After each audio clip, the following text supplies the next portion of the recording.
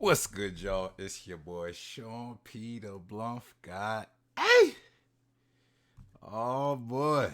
Oh, y'all know what day it is. Y'all know what day it is. It is One Piece Reaction Day. Chapter Reaction Day. Let me be specific. Chapter reaction. Because today we are reacting to One Piece Chapter 1064.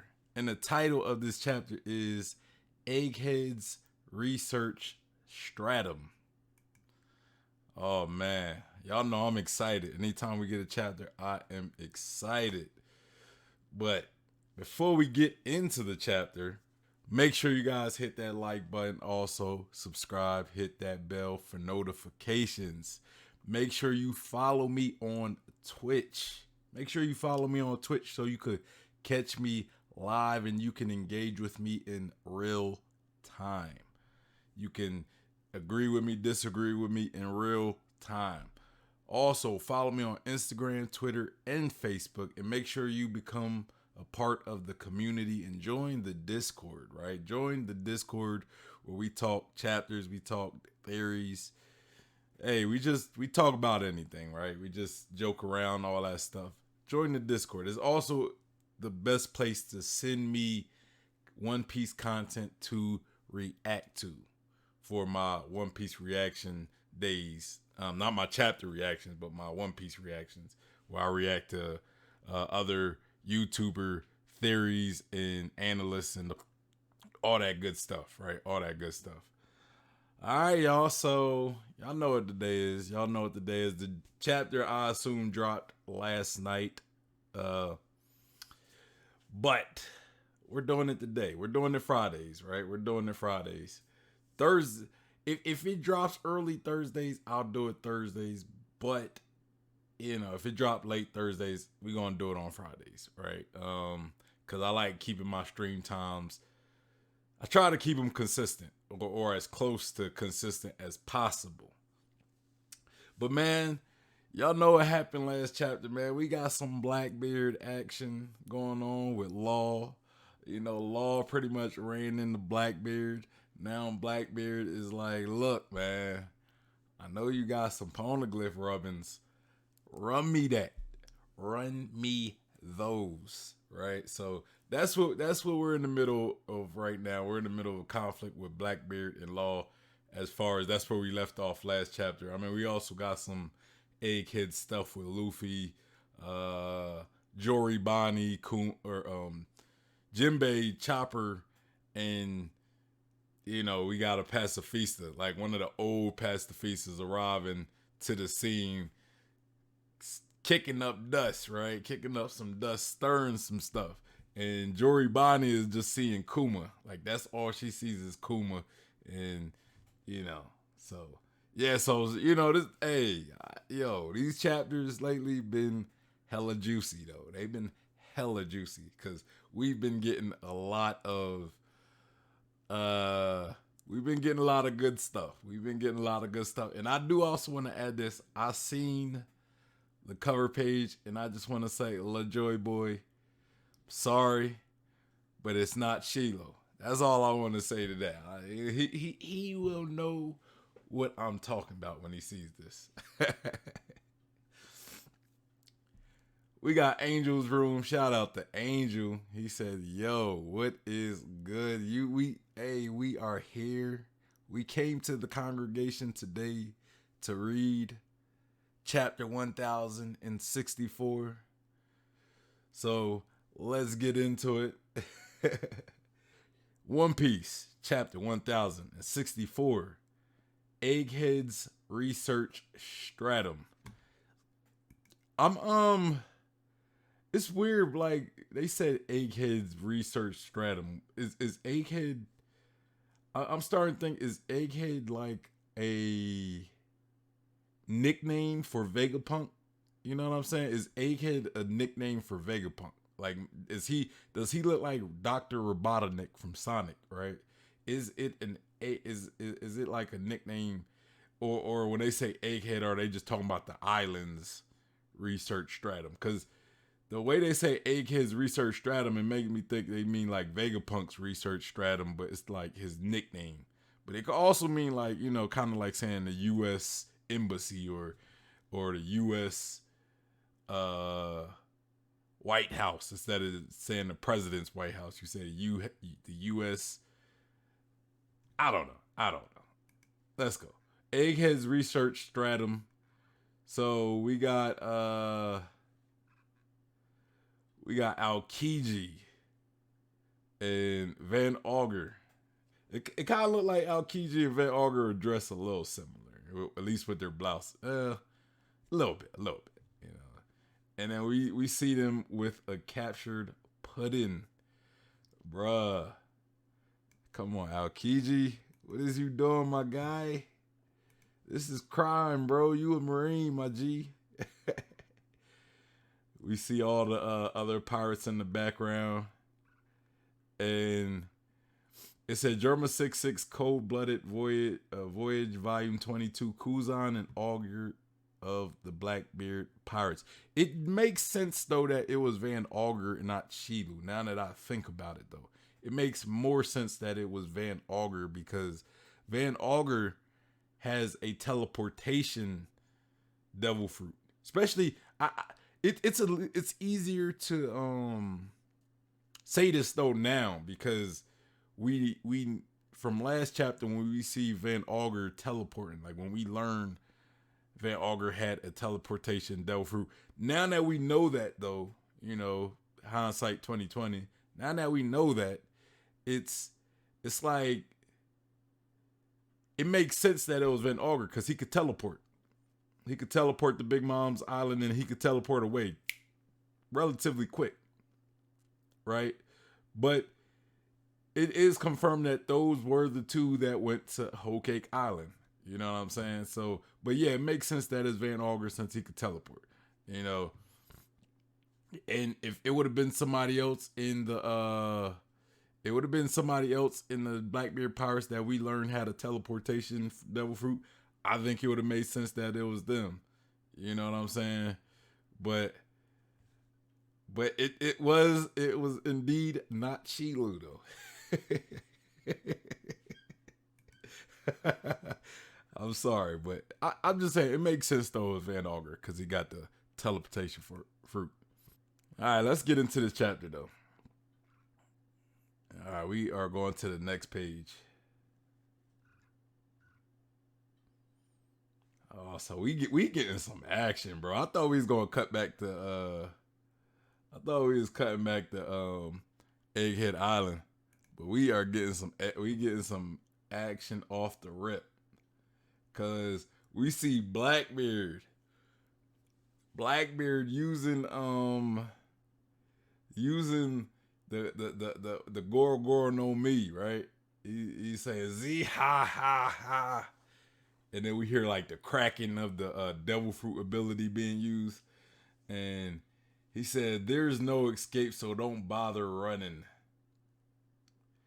And then we see it says a battle that shakes the world. And Law says take care of the polar tang. And it looked like Law's sending his crew off to just to escape with the ship safely. And he says Hakugan says on it. And then he says Sashi Penguin get in the sea and provide cover. We're on it. So he's helping them escape, I'm assuming, right? Like Law wants them to escape because even though it look like Sachi and Penguin are like ready down to fight, but can they take on the Blackbeard Pirates though? Because I've never seen them fight, honestly. I've never seen them fight fight and beat anybody significant. So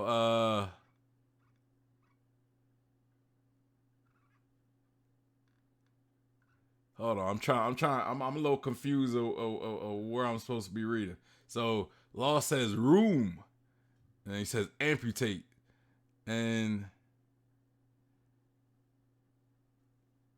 Stronger says, I guess he like nay or whatever. I don't know. Do the horse sounds. I'm thinking Law might have gotten Blackbeard, might have. And then Blackbeard says, no one told me his power could do that. Is he using an awakening technique? And then he says, you Belgian sucking rat. That's Blackbeard's way of cursing without cursing. And he says, quake, crash.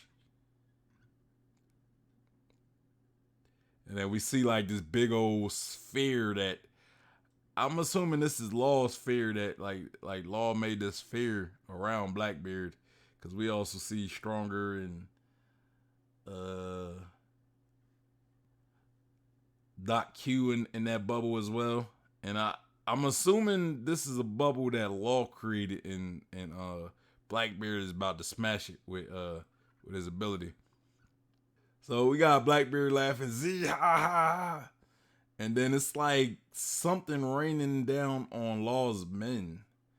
I don't know if these are like darkness, like if this is from his darkness beam or if this is from his quake ability. But I think it's from his quake ability because they say, so this is the power of a quake man. The shock waves are too intense. So okay. Yeah, it's from his it was literally answered right after I once I started reading. And then Doc Q said, don't die on me, Stronger. Stronger said, no. It says, you've always been such a good boy. And then we see a bunch of apples being thrown into the air. He says, eat this.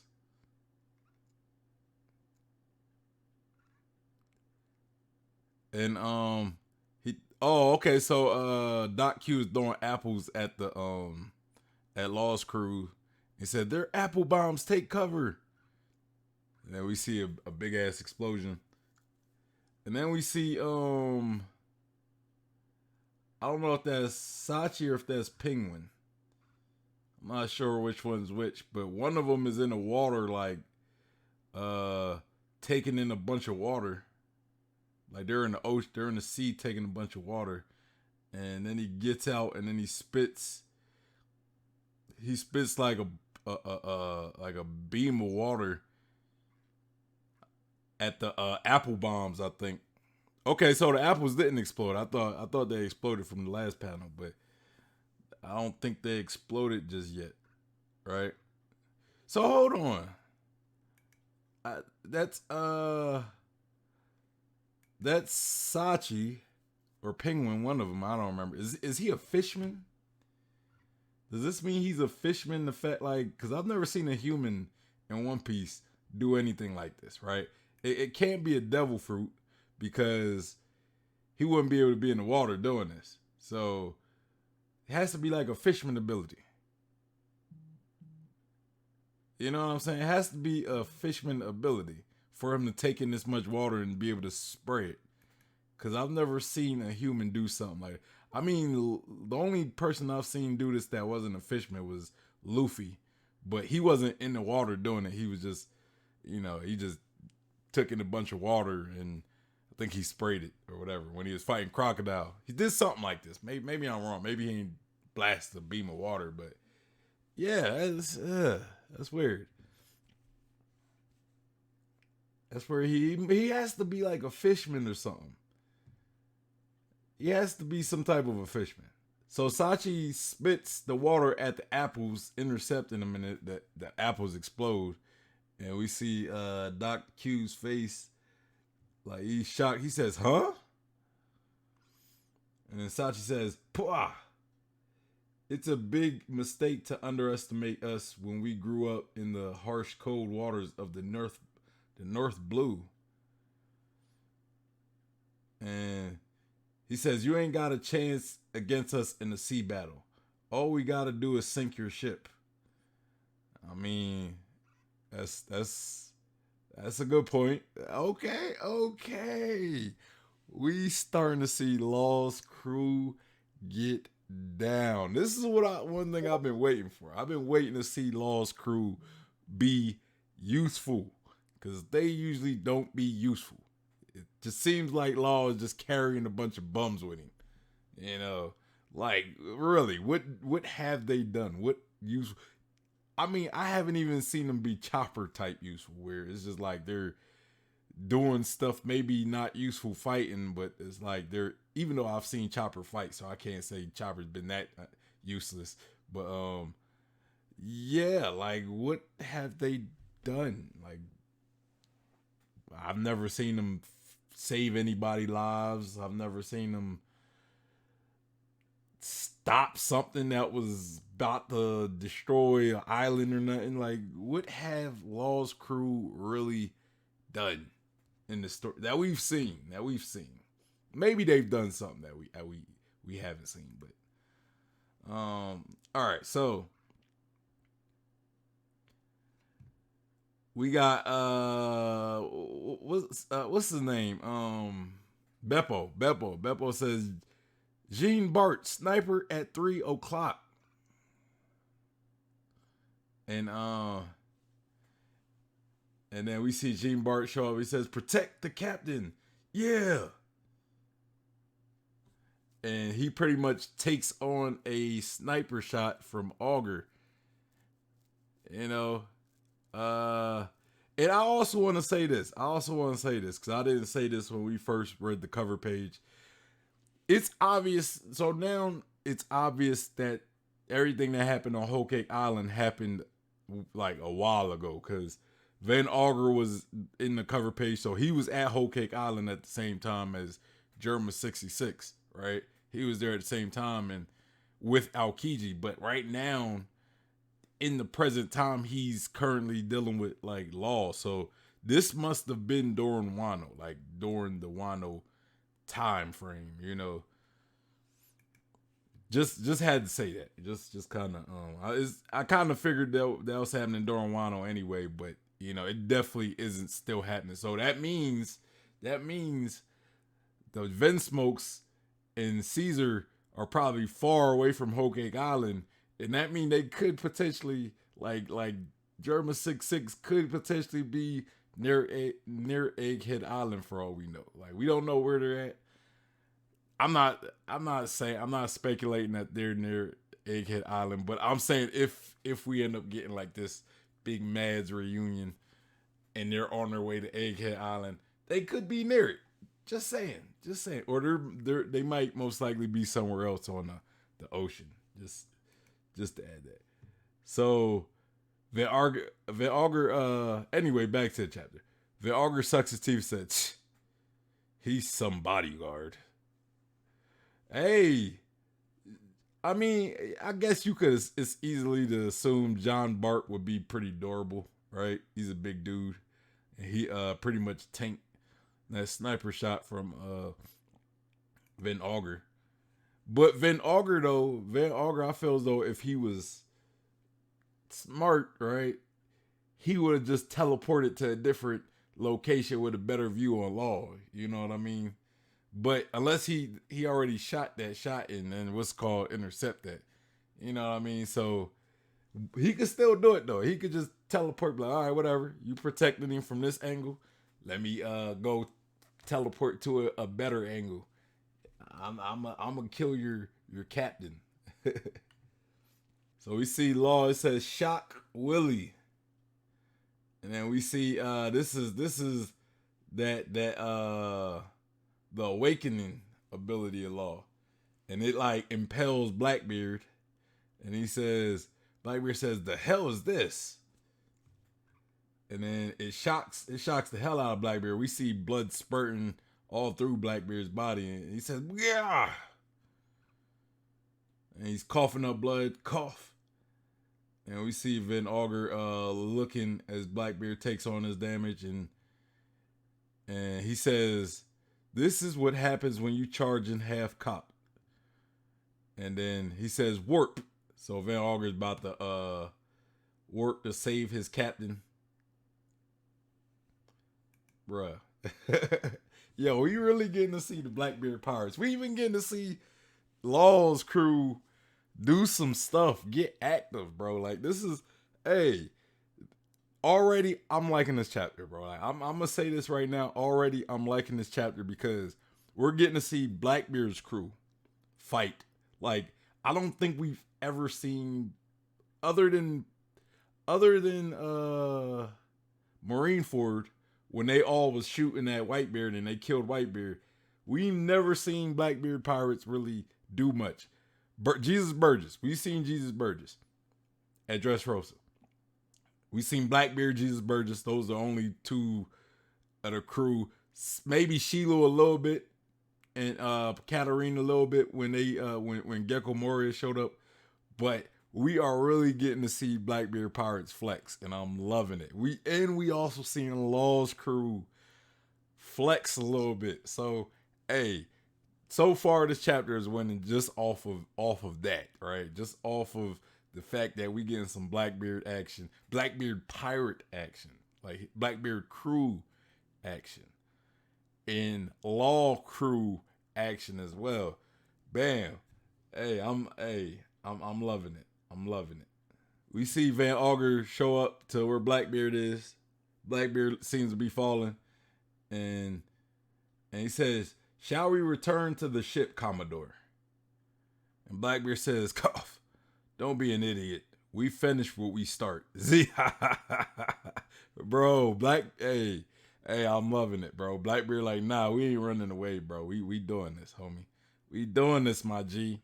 Yo, you're like, Blackbeard, I'm a Yonko, bro. I'm a Yonko. Put some respect on my name, bro. How dare you ask me, should you return me to the ship so we could escape?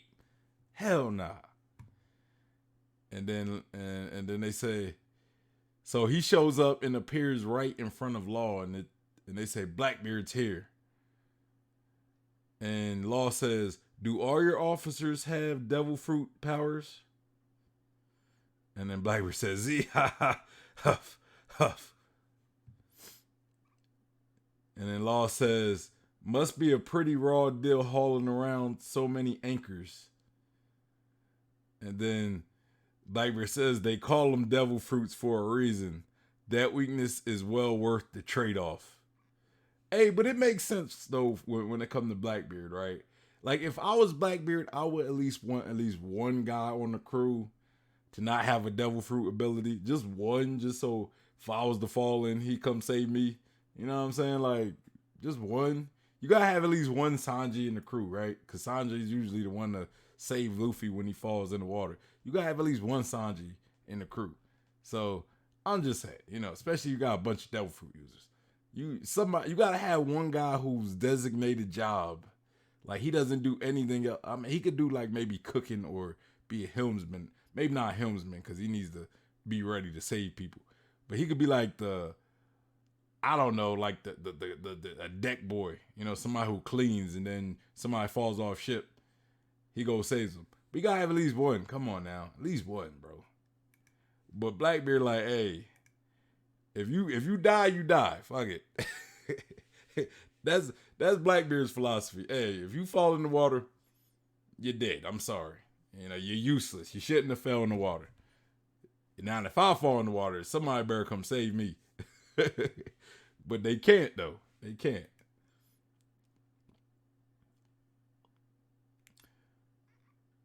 So we see it looks like Blackbeard's ship took a hit. And they're yelling, Gua! They're attacking from below. Yeah, of course they got the polar tang. And then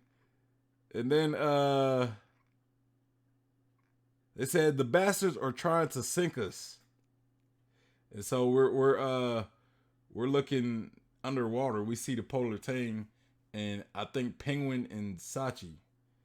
Are they fishmen? Like they just in the water. I'm not saying, of course people could swim, so it's not like shocking that they swim. We got Sachi doing like being able to suck in a bunch of water and like use it almost as like a jet pistol almost. Like it's like, bro. You must got fishman lungs or something. Come on now, bro. You must got fishman lungs. And then Blackbeard pirates are saying, "Who knew they were so strong underwater?" Yeah, man, they almost like they fishermen, bro. I swear. Um, so we see a prison area, and we see what looks to most likely be put in a cage with two prison guards, two guys watching her. And it says, "We might be taking a pounding now, but there'll be history soon. The Commodore's the strongest around." And then we see Puddin'. See, oh man, see now I gotta talk. Now we're gonna have to talk about this, bro. We are going to have to talk about this after the end of the chapter. Cause this chapter right here, all I'm gonna say is this chapter right here makes me believe even more that we could possibly be getting a Mavs reunion at Egghead Island. That's all I'm gonna say. That's all I'm gonna say. And so we see Puddin. Charlotte Puddin looked a little bruised up. They must have beat her up, man. That's messed up. And then she says, "Mama's going to make you eat those words if she's still alive." Yeah, if she's still alive. Key words. Uh, hiya. You realize we're fighting her killer now, right? New eras only happen when the old legends are torn down. And we see Big Mom Pirate Charlotte Pudding with her third eye in full frame. She does look hella confident. Like she ain't even worried, you know. She ain't even worried.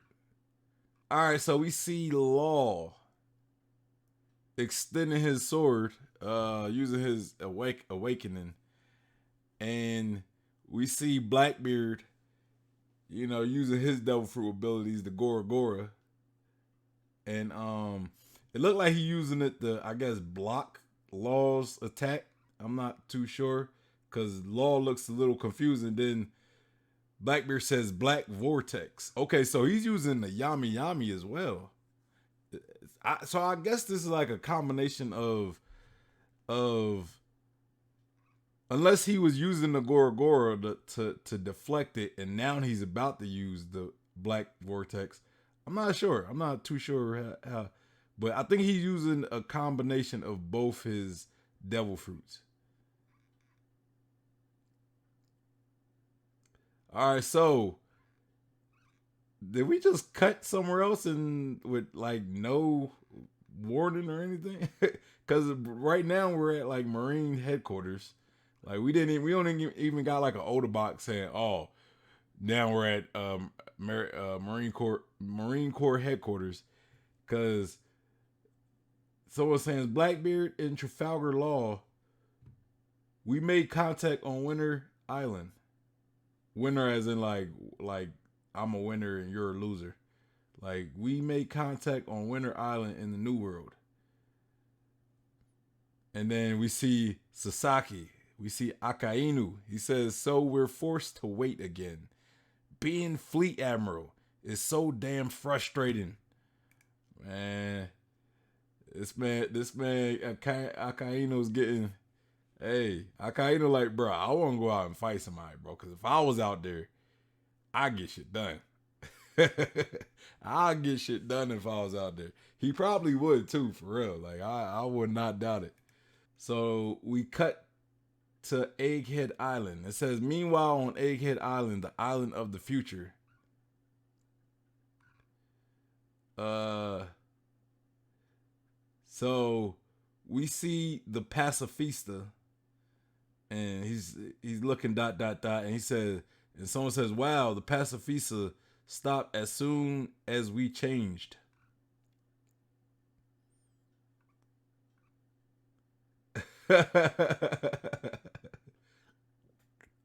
So we see Luffy, age 70, a glimpse at a possible future. Bro, we got a age 70 Luffy, bro. So this is what Luffy gonna look like when he get older. Bruh, this is what Luffy gonna look like. We also see like a older looking um a older looking what's her name? Jory Bonnie, a older Chopper, knees shaking, whole body shaking. And we see Jinbei, who actually looks younger. Why Jinbei the young one? Why she make Jinbei the younger one? I guess if she would have pushed Jinbei forward, since he's already old, right? Since he was already much older, if he would have if she would have pushed his age forward, he'd probably die, right? So maybe she had to make Jinbei younger so he didn't die. I don't know. Because Jinbei, I want to say Jinbei's. How old is Jinbei? He's like at least 40. He's like, I would say probably in his 40s to 50s. But I don't know. Y'all let me know how old Jinbei is in the comments.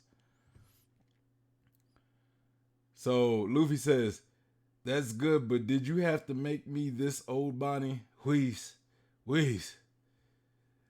And I get how you feel, but it only looks like you're dead. If we can't take any of them out, we'll be in trouble. And then Jory Bonnie's looking, just sad. And Chopper says, have a heart, Luffy. Sorry, Bonnie. Pacifista just bring up some bad memories for us. That's true. I can see why it does. And then Jinbei says, Kuma may no longer be human, but that doesn't make it any easier for his daughter to come face to face with his doppelganger. And then Chopper says, hey, can you turn me back? Pant. Jinbei says, nothing personal, Bonnie, but what I know about Kuma doesn't paint a pretty picture. He was the tyrannical king of Sorbet before he was disposed by the people and forced to become a pirate. What? We getting some Kuma stuff. We getting some Kuma info right now. Oh man, because y'all know I love Kuma. So we getting some. So okay, Kuma was actually, they called him the tyrant. Like, we know that Kuma's alias was him being a tyrant, right? Now, a lot of people speculated they called him a tyrant because he was very aggressive and just nasty to other people outside of his kingdom. But no, Jinbei saying, look, from what I heard about Kuma, it's not a good image of him. He was a tyrant. He was actually mean to the people of his kingdom. And we also learned that his people actually forced him out of the kingdom, and he was forced to become a pirate or eventually a revolutionary, which it makes me think, right? What happened? Maybe we'll get to it maybe we get to it in this chapter, but what happened to Kuma that forced him to be a little nicer, I guess? Because he eventually joined the revolutionaries, right? And it seemed like it seemed like if he was tyrannical, right, the revolutionaries wouldn't have wanted him. So I feel as though there had to be some there has to be some level of change in him that made him get accepted by the revs. Maybe Dragon seen him and he was like, bro, he's like, hey man, you could be very useful to me, but you gotta change. And maybe Kuma respected Dragon and that's what forced Kuma to change, or I don't know, bro. But bro, Kuma was indeed a tyrant. He was a bad, or at least a mean, oppressive king to his people, which caused them to force him out of the kingdom. Oh man, bruh, we getting into it. And then, but that's still Jory Bonnie's dad though, like she cause she's looking hella sad. Like, she can't really say nothing about it. Like, she can't dispute it, like. And then Jinbei says, when he was eventually caught by the Navy, his ties to the revolutionaries came to light, and they gave him a life sentence. Vegapunk took an interest in him due to his physical prowess. So he was offered the opportunity to roam the seas again as a warlord. Okay. So hold on.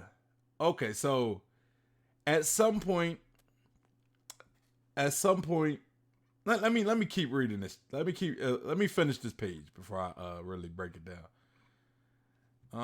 And then Jinbei continues on the condition that he become a specimen for body modification and cloning. Does that cover that? Does that cover it? And then we see Jory Bonnie, and she says, "I get why he choose to be a warlord dog and help them make their clone soldiers, but why would anyone knowingly agree to become a mindless cyborg? Anyone can see it's just as bad as a death sentence."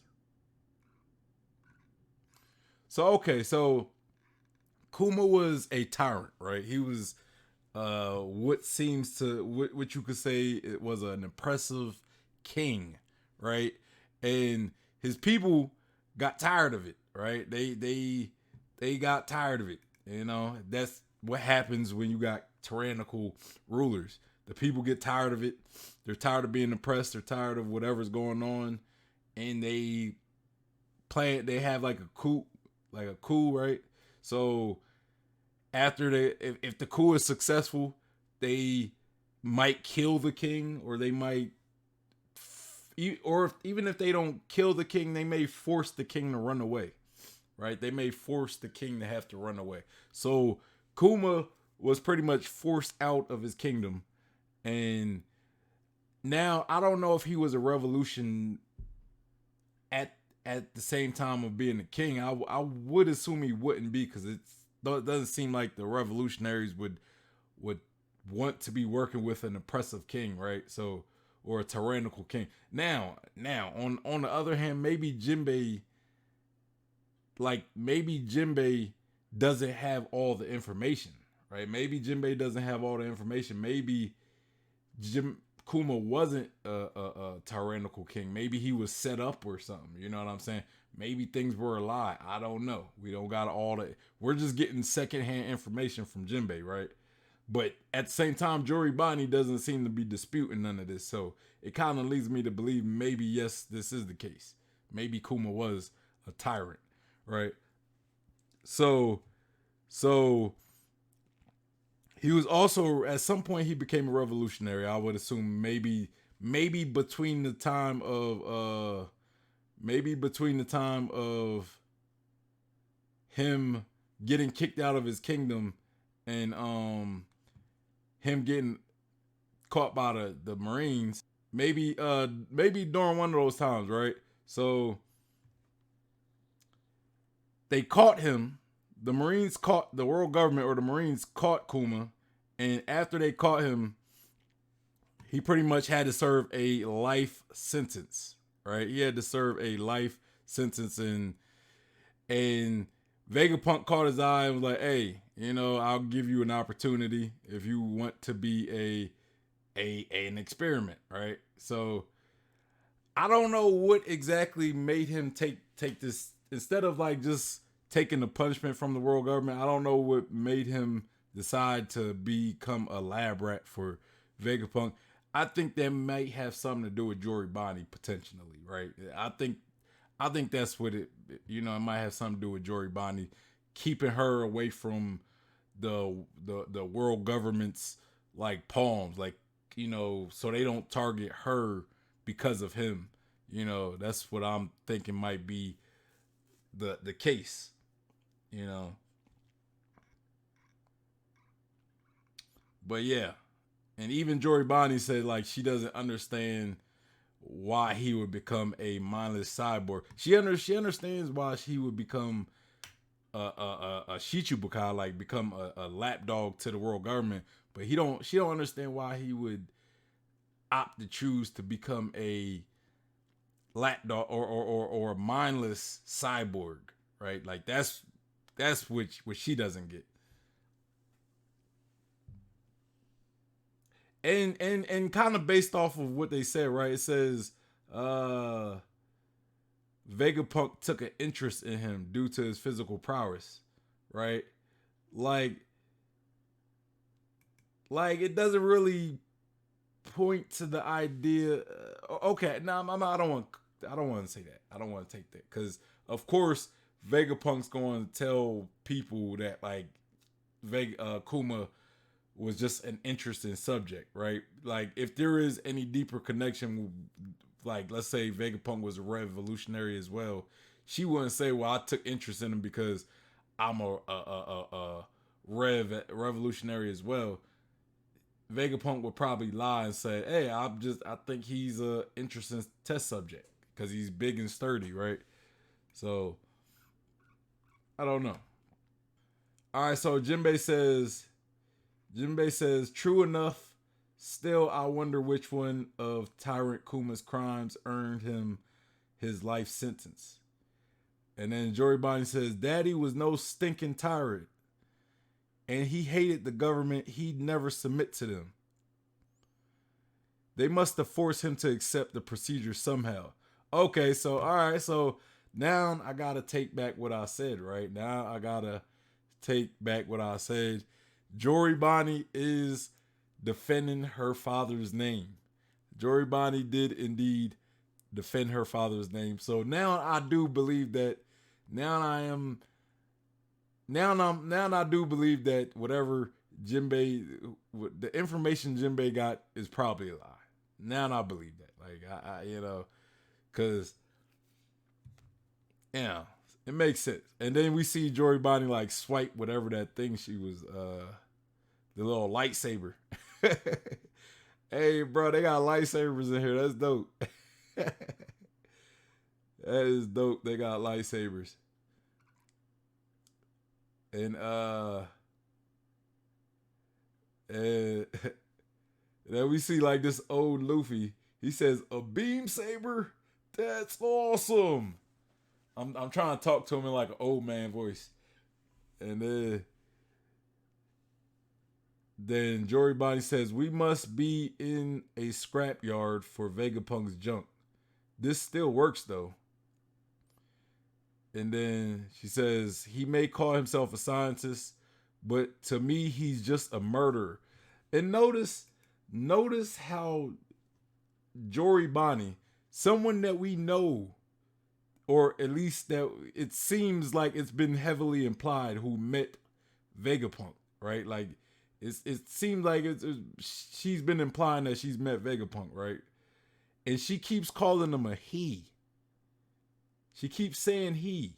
Like she says, we must be she says he may call himself a scientist, but to me he's just a murderer. Bro. Yeah, to me Vegapunk's a man. Like I it just I'm gonna I'm for here on out. I'm gonna just assume that Vegapunk's a man until proved otherwise. I'm gonna have to assume Vegapunk's a man because again, throughout the series, it's always been implied he's a man until we got that revelation of the Lilith version, and then people start questioning stuff. Now we got Jory Bonnie calling them a he. So yeah, I think Vegapunk is definitely a man. So I'm gonna keep going with that. And then Bonnie says, "Dad always used to say he was part of a very special race. A very special race." Oh, but then she says, "But what?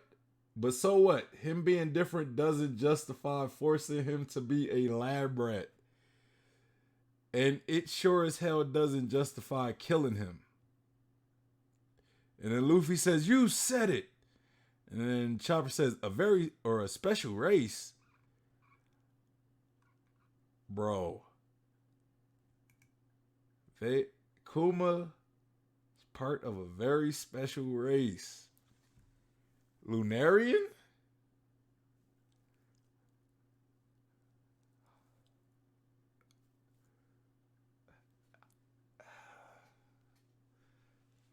Hey, the speculation is going to run wild. The speculations are going to run wild. Unless we get it this chapter. If we not getting whatever Kuma's very special race is this chapter, bruh, the speculations are going to run rampant in these YouTube and Twitch streets. I'm telling you, all over social media, we going to be guessing what Kuma's race is. I'm telling you, we going to be speculating it. I'm telling you now, and if we don't get the answer to that in this chapter, this next week discussion is going to be interesting. All right, so we cut to Zoro's group in the Lilith Vegapunk, and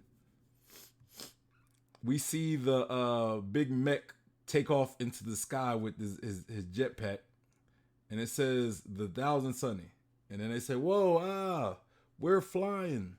The robot's soaring through the air. And then I'm assuming this is Lilith talking.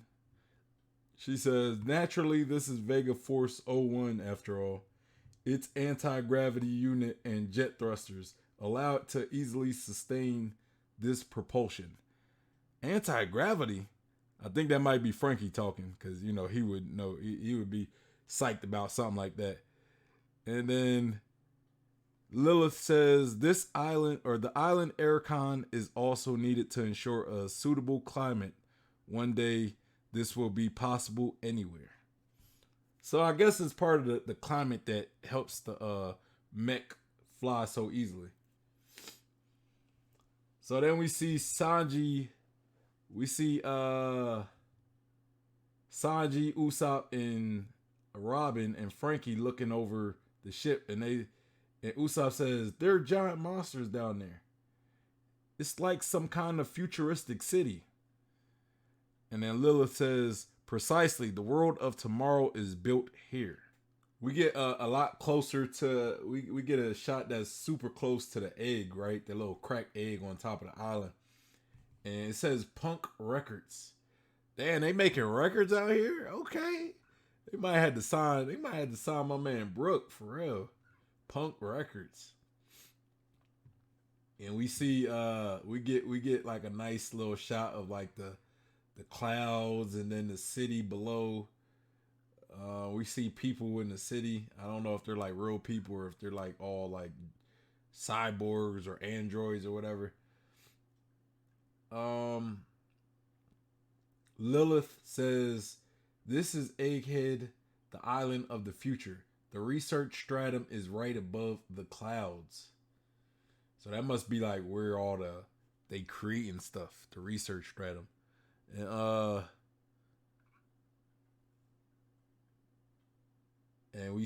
it says, and the fabrication stratum is just below us. Our manufacturers and research assistants reside there. I hear your captain is down there causing a hullabaloo. And then they say, as long as he's all right. So yeah, and then I guess they finally landed somewhere. And somebody says, one of Straw says, aren't you two coming? Zoro, Brooke.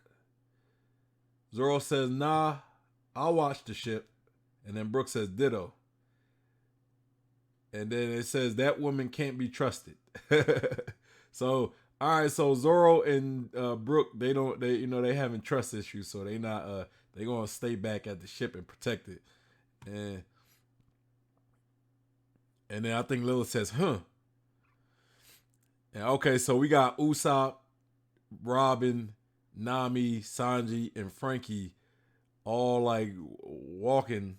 They decide to go with Lilith, and they're walking, and Usopp says, whoa, it's just like the solid clouds from the Sky Island. This really takes me back. And then Frankie said, it's my first time. What the heck is this? And I guess they're like bounty clouds, right? They're bounty clouds. And then Lilith says, it's as you surmise.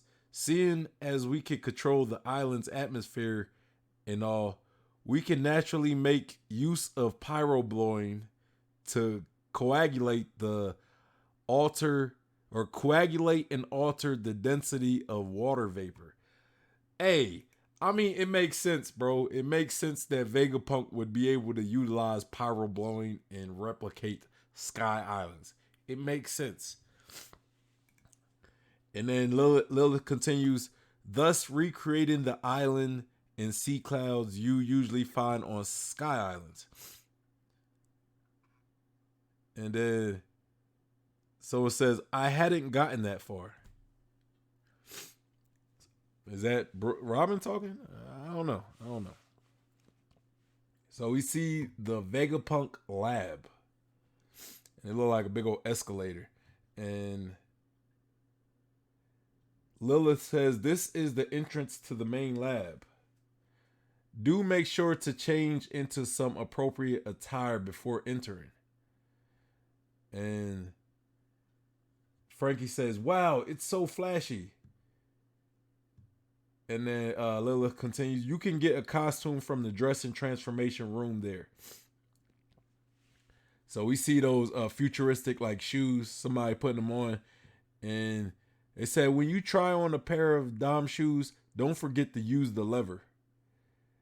They can adjust to fit no matter your foot size.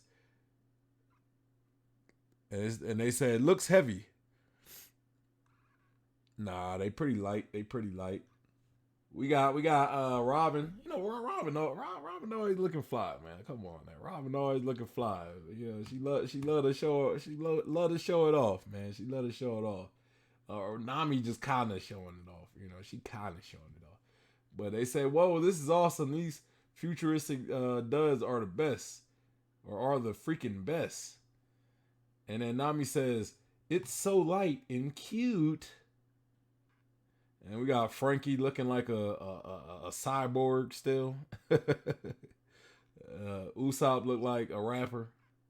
And then Sanji looked kind of dressed like Jinbei, like he going to the beach. But yeah, I get what you mean. I get what Angel mean. Them boots do kind of ruin his fit. And then Sanji said, these just scream aloha, don't they? And then somebody's talking and they say the problem with being a genius is that you can see your own future coming too. And then it says, somebody asks, what are you talking about, Vegapunk? And we see Vegapunk, but that look like Shaka though. That don't look like, is that the real Vegapunk or is that Shaka? Or is Vegapunk Shaka? I don't know. But this definitely look like the Shaka, the Vegapunk 01, right? He says, I think I'll be dead soon. And whoever's talking to him says, don't kid about something like that. And then we see Nami. Nami says, but wow, Nami-san. Or Sanji says, but wow, Nami-san, you and Robin-chan look amazing. And Nami says, what cutting edge fashion? And then Usopp says, you look real tough in that, Robin. And then Robin says, really? And then Frankie says, how about me? And then Sanji says, you look freaky in anything. And then Frankie says, you're going to make me blush. And then, oh, so it says, I just wanted you to know about this, dragon. So I kind of went on the wrong path of reading that whole thing. But so this was when Frankie's, I'm going to reread what Vegapunk said because I should have finished the whole Straw Hat thing.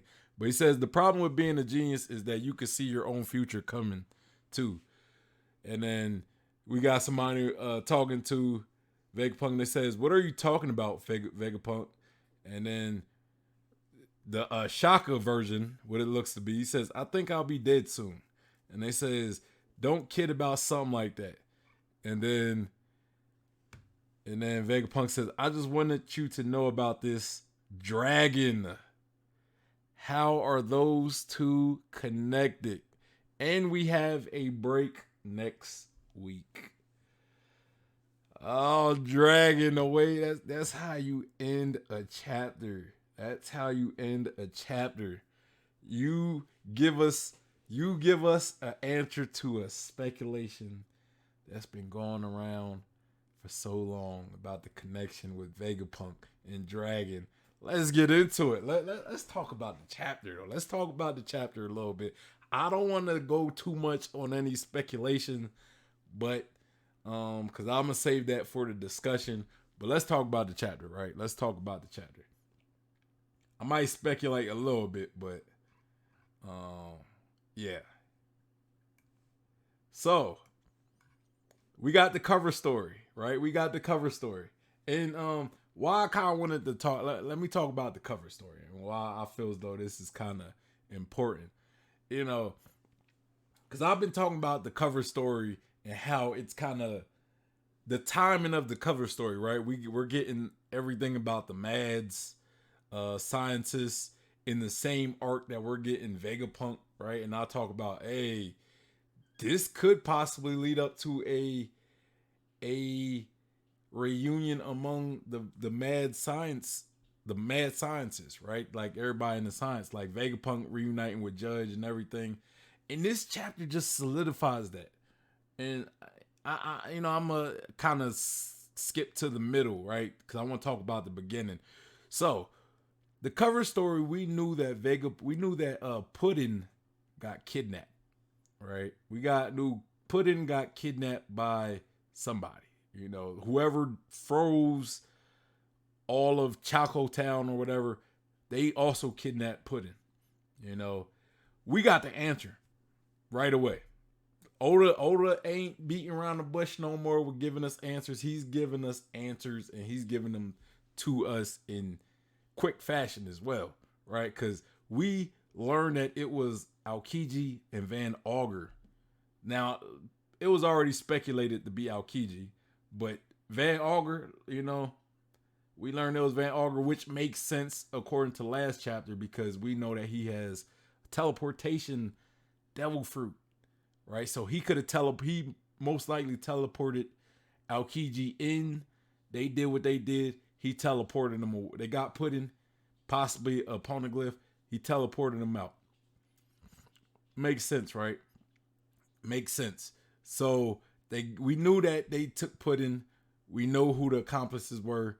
And in literally the next chapter after we learn that Puddin got kidnapped, we see Blackbeard pirates and they have Puddin, right? So it's nice how the cover story blended into the current part of what's going on in the story, right? So the fact that the cover story is pretty much integrating with the current story, right? We got in the cover story, we got Aokiji and Van Augur kidnapping Puddin and bringing them to Blackbeard, right? And we see Puddin with the Blackbeard pirates as their prisoner. So it just makes me think that we could get a reunion of the Mad Science Group. We'll find out. We'll see Judge and Caesar. Like I'm not saying it's gonna happen in this arc, but I can see it happening. Eventually, sometime where Vegapunk goes with the Straw Hats. Like maybe Vegapunk runs away with the Straw Hats to escape dying. And then the Straw Hats reunite with Germa eventually, where we see Judge and Caesar, and they meet up with Vegapunk, and they do something with the Seraphim, right? They create like an anti-Seraphim weapon or something. I don't know, but yeah. So that's definitely the cover story we learned about. We learned who showed up to Coco Island earlier in the story, the cover story. So yeah, we learned that. That was great. Next we get some fighting among Law and Blackbeard, which, bro, give us more, bro. Give us more, Oda. I'm loving this fight. I'm loving seeing Blackbeard get down, seeing his crew get down, seeing Law get down, seeing Law's crew get down. Cause I never actually seen Law's crew as much of fighters, right? But we got Sachi and Penguin. They're like in the water fighting, you using the water like they're fishermen and stuff. Like, come on now. Hey, Oda, you trying to tell me they fishermen now? Is that what you telling me? Because this kind of seems like what you telling me. I'll take it. I'll take it. It is what it is. Because now we at least know that Law's crew aren't completely useless, and how they talk, they're great. They excel at fighting in the water, right? That they excel fighting around water, like water battles, which is good because this is a pirate anime, right? It should be a lot of water battles, and I hope we get more water battles. So maybe Law's crew could excel some more later in the future. I don't know, right? So yeah, so Blackbeard is using his devil fruit abilities. He pointed out that Law must have awakened his devil fruit ability. We got Doc Q throwing apple bombs at the crew, at Law's crew, and Sachi pretty much stopping that with like a water pistol. And yeah, and we even have what's his name, John Bart, Jane Bart, or whatever his name is. He pretty much blocked a shot um that Van Auger was trying to shoot at Law. So yeah, we getting more. I hope we get more of this fight and learn. I kind of think Law is gonna get defeated. Sad to say, his crew might get away. Blackbeard might allow his crew to get away, but Law might get defeated and might become a prisoner. I don't see Blackbeard killing Law, but you know, I could see him defeating him and then keeping him prisoner, unless he decides to keep his devil fruit. But I mean, Oda killing Law, come on, Law is a fan favorite, bro. If Oda killed off Law, bro, that might turn a lot of people off, bro. It might turn a lot of people off if Oda kills Law. That's all I'm gonna say. I don't think it's a good idea for Oda. I wouldn't be opposed of it if it's a big character such as Law dying at the hands of Blackbeard. I wouldn't be opposed of it, but if if Oda kills Law, I the One Piece fandom, the One Piece community could get ugly. I will say that the One Piece community could get ugly. But yeah. So first part of the chapter is pretty much Law and the Law and his crew fighting Blackbeard and his crew, and yeah, I'm definitely enjoying it. Law did make a point to say like, hey, your whole crew is devil fruit users. Like, you sure it's safe to be pirating around with a bunch of devil fruit, a bunch of anchors?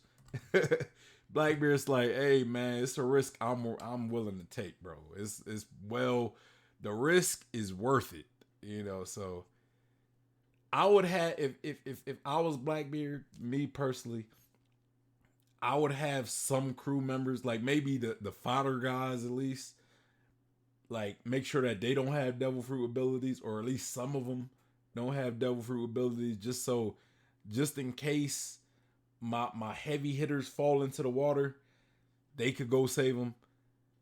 That's just me though.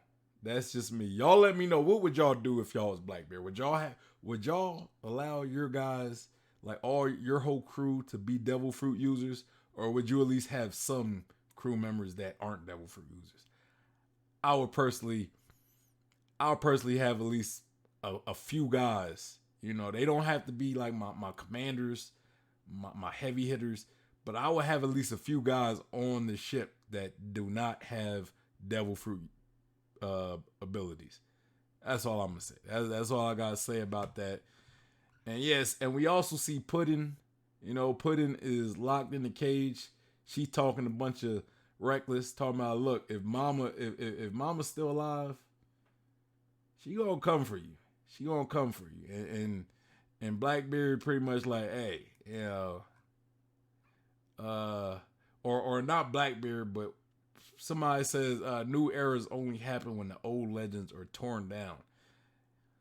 And it ain't been looking too good for Big Mom and Kaido. I will say that. Let me say that because we still have yet to have any update on their well-being. Right. Uh,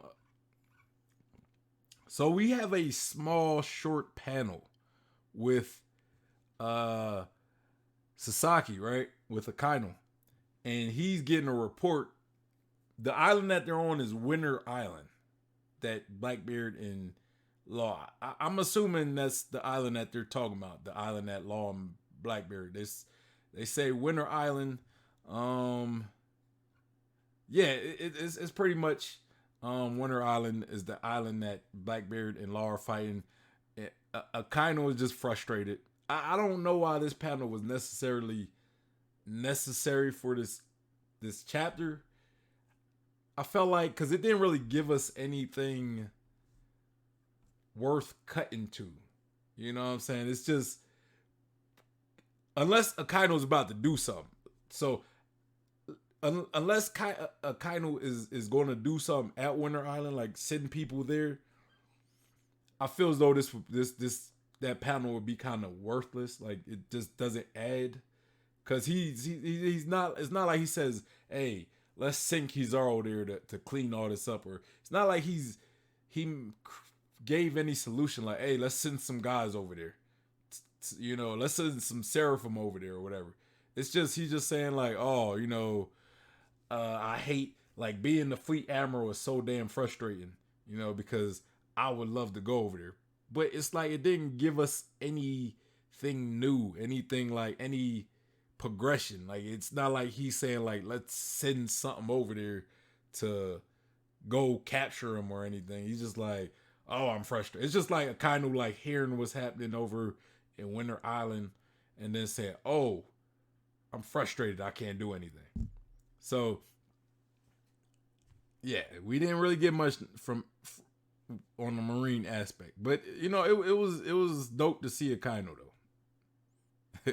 It was dope to see Akainu, I guess. You know, so we cut to Luffy's group, and the Pacifista stopped chasing Joribani, Luffy, Jinbei, and Chopper because Joribani used her abilities to make them older, which I guess doing that made the Pacifista not be able to recognize his targets. And now he's kind of in search mode trying to find his initial targets.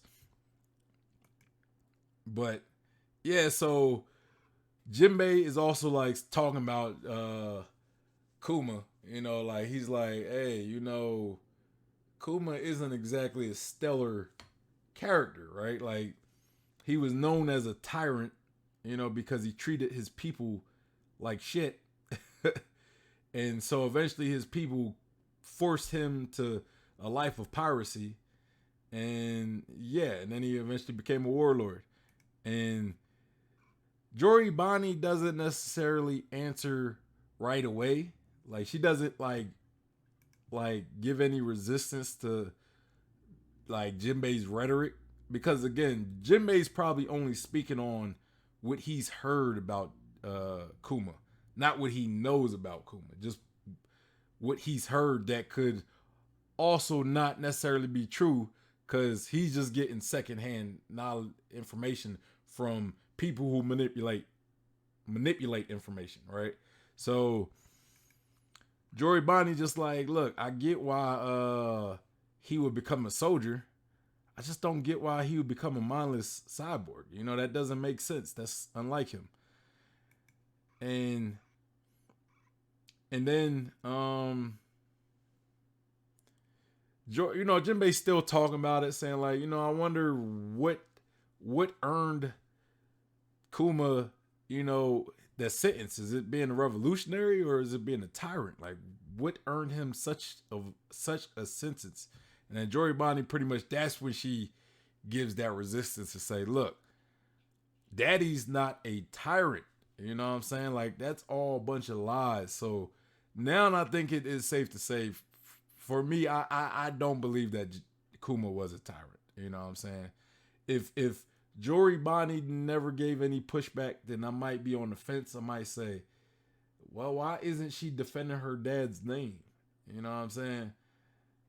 But she did. She eventually did. So I'm thinking like, yeah, I don't think Kuma is a tyrant. From what we've seen of Kuma, the fact that uh, Dragon took Kuma in, I don't see Dragon taking in the tyrant, someone who's oppressive to people. The revolutionaries who are trying to free people from oppression, I don't see them allying themselves with somebody who is a oppressor. You know what I mean? So yeah, I didn't believe that, but yeah.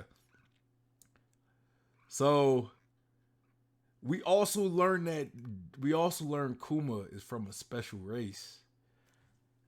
Lunarian, probably not, because unless he got rid of his wings, I don't know. But again, we haven't really seen Kuma pre-cyborg like that. We haven't really seen a pre-cyborg Kuma. You know what I mean? So I don't know. Jory Bonnie didn't tell us what Kuma's special race is, which she would also be part of that race as well. So but yeah, we don't get any answers of what race Kuma is a part of, but he is part of a special race, which yeah, we can only speculate. I'm gonna have a little time to sit on this chapter, and we're gonna speculate by the time the discussion comes. Also, uh, we got Lilith taking the Straw Hats, the other Straw Hat group, to Vegapunk, right? To Vegapunk. And she's also telling them about the island, like, hey, we create pyro blowings kind of like the Sky Island. So this stuff is just like Skypiea. And yeah, the other group, they change clothes into the more futuristic beach style of the island. And they're headed to go see Vegapunk. And while they're headed to see Vegapunk, we see Vegapunk or Shaka, Vegapunk 1, the probably the leader of the satellites. He's talking to Dragon.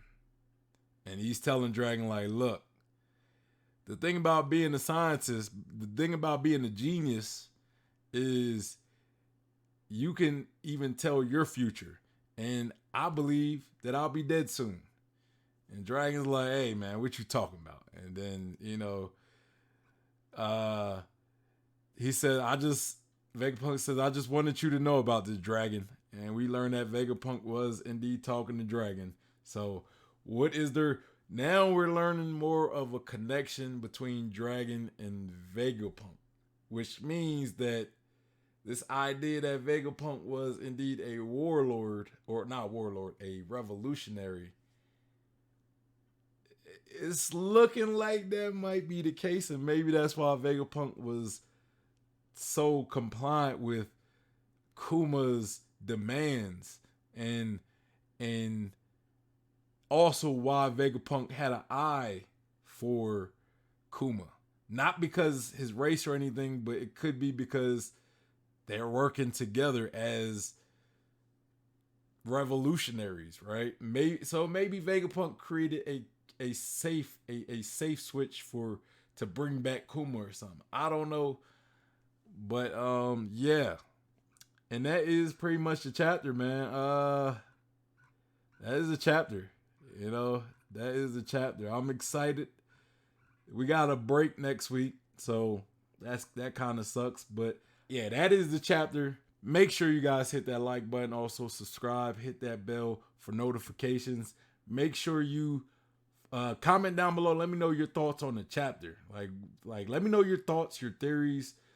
How'd you like the chapter? What is your rating on this chapter? I don't like giving rate. I don't really like rating stuff, but How do you rate this chapter? Was it a good chapter? Was it a bad chapter? Is it a 8 out of 10, 9 out of 10, whatever? Y'all don't have to rate it. Y'all can just tell me what y'all think of it. But let me know down in the comments. Make sure you follow me on Twitch so you could catch me live and you can engage with me in real time when I do these streams. Follow me on Instagram, Twitter, and Facebook. And join the Discord. Come be a part of my community where we talk One Piece. We talk, we got Bleach going on right now, so we're going to be doing some Bleach discussions. We got Chainsaw Man. We'll do some Chainsaw Man discussions. I gotta catch up to the second episodes of those two. And you can also send One Piece content for me to react to. But you can send me any content. You can send all kinds of content. I'll find the time to react to it.